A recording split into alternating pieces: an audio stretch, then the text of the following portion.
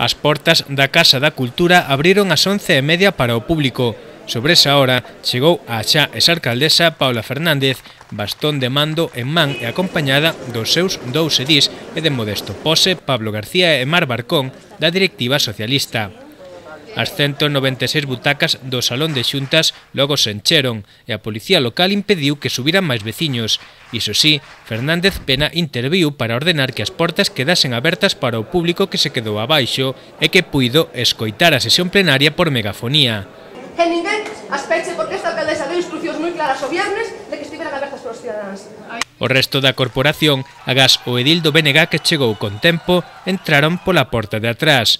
Un feito que criticou a ex-rexedora. Hombre, yo espero que si tiene capacidad de ser alcaldesa debería salir entre sus ciudadanos y dar las explicaciones que tenga que dar, porque yo creo que en este momento ninguno de vosotros recibió ni una sola explicación, yo tampoco la recibí, de por qué presentan esta moción de censura, de por qué atentan contra la democracia en este pueblo.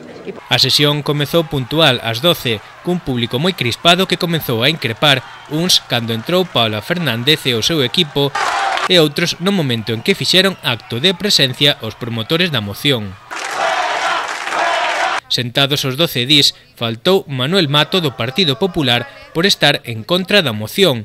Constituíuse a mesa de idade con nacionalista Matías Rodríguez e o xa non adscrito José Fernández Viéitez. A primeira en facer uso da palabra, Ofelia Rei.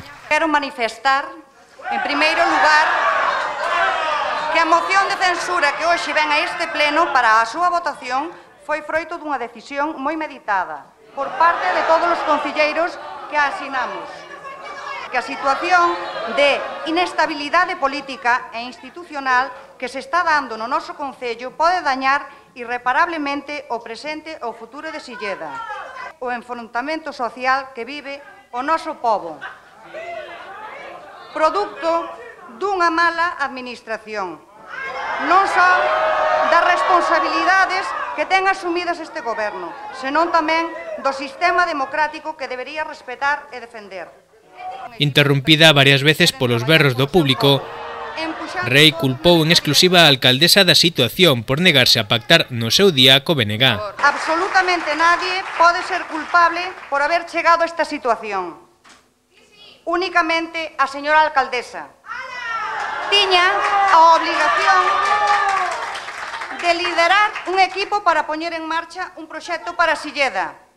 Únicamente a señora alcaldesa tiña a obligación de pactar un goberno maioritario con un partido, o BNG, que asentou na alcaldía e se puxo á súa disposición para gobernar este concello, pero non o fixo, únicamente foi capaz de escoitarse a sí mesma.